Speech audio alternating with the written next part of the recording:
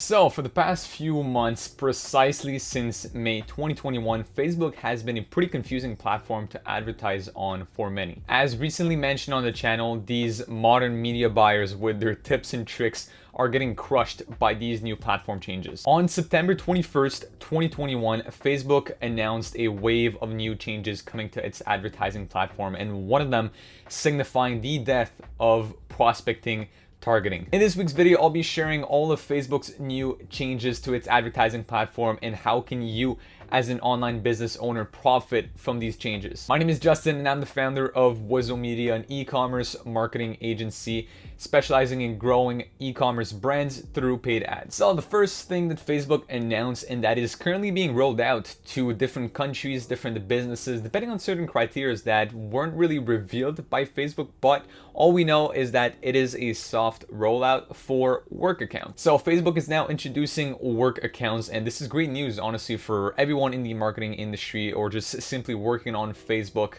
as their main job. Would you be in content marketing or in paid ads or whatever it is, as long as you're using Facebook for work, it's awesome. Why? Well, because now you can separate your personal from your work life with two different and distinguished Facebook accounts. So you'll have, just like you have right now, your personal profile, which is only going to be used now for personal activities, and you can now create a separate Facebook profile called a work account. So this work account will allow anyone working on Facebook to access the business manager or the business suite separate from their personal account. As mentioned in this recap article by Hootsuite, everyone using a work account will be able to use single sign-on with the account. So all we know for this feature is that it's going to be tested and rolled out, slowly by Facebook throughout the rest of 2021, and that it should be rolled out completely to everyone by 2022. Now, the second news of the week, which is this really big thing that is going to be happening right now. So this is the change that came out on September 21st, 2021. So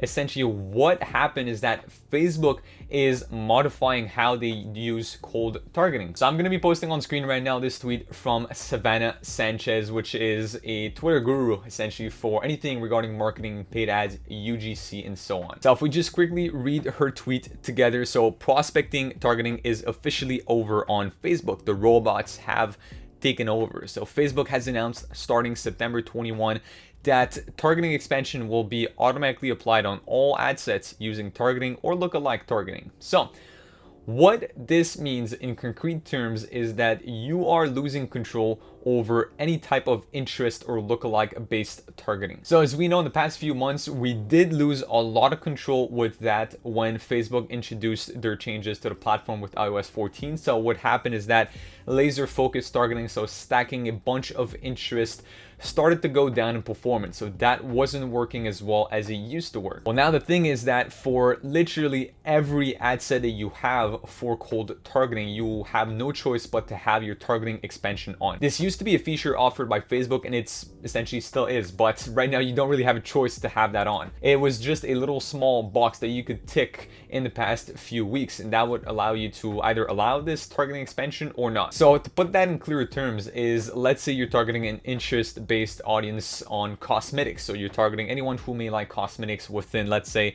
18 to 35-year-olds. They are all, let's say, a woman, and they're based in Canada. So that could be your interest-based audience. But right now, you have no choice but to let Facebook potentially go out of this pool to find you some potential customers. So Facebook won't necessarily limit itself and its algorithm to the parameters you input. It may go out of these to find people that best fit your ad. So what this means is that targeting expansion for interest-based audience will still look at your interest-based inputs or your parameters that you inputted inside of Facebook, but it may go out of this if Facebook believes that it'll perform better. And that's the same for the lookalike, whereas the initial input for lookalike audience comes from your website or a certain behavior that your customers or potential clients have taken. But if Facebook thinks that there's someone that is outside of this pool of people, so outside of the range from 1 to 10% essentially of affinity, then they may still show this ad to these guys. So your traditional media buyers, again, as I keep saying, quote unquote, are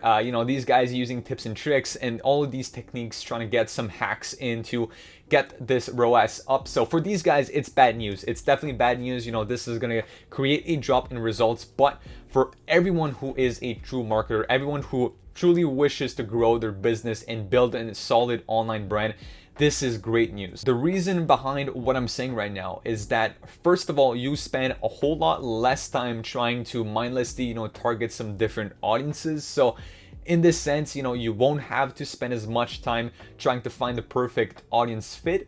Though what this is going to allow you to focus on a lot more is on creative. So I keep mentioning and hammering on this channel in the past few weeks that creatives are becoming super, super important for e-commerce brands and everyone advertising on Facebook. But right now, this is, truer than ever. So what Savannah goes on to actually recommend is to literally only keep your cold targeting to one ad set. And that's funny because a lot of people in the past few weeks have also recommended that you keep only one ad set for retargeting because of iOS 14's changes. People simply stack up pretty much all the audiences you can think of and simply exclude purchased from the retargeting. So that said, this leaves you with basically one campaign and one ad set for retargeting and one campaign and one ad set for prospecting. So this game on Facebook is going to change a lot. Your agencies that simply do media buying won't really succeed as much. There's not going to be that much new features and stuff that they're going to be able to provide you with. So really, you need to either find yourself a full-fledged creative agency to pair up with your advertising agency, or at least to have some solid creative direction in place. And this third and last news of this week is honestly really a simple change, or actually pretty interesting change, I must say. It doesn't really put in regards to ads, it's more to regular content marketing, but the business suite will now allow you to send emails apparently to your customers and also A/B test your posts. How that's going to work, how that's going to play out, we don't really know yet. I mean, this is a brand new feature that is being slowly rolled out again, just like the work account. So I guess we'll see how this plays out in the next few months. So creative content is definitely on the rise with UGC being at its forefront. Traditional teams, freelancers, or these quote unquote media buyers are still trying to stay afloat after these changes in May, but the solution really is simple. So first of all, as a Wizo Media client, you get a full-fledged UGC sort of crash course on how to acquire UGC from your clients, how to implement that on your side. So this is pretty much taken care of from the bat. And the second thing is that we, apart from simply media buying, because obviously it's still a really important part of the job, so with all this testing and stuff, this is all super accurate. Though now a lot more emphasis is being put on the creative side of things. So this is why we have a solid approach in terms of creative direction. We direct our clients on what approach they should take for creatives,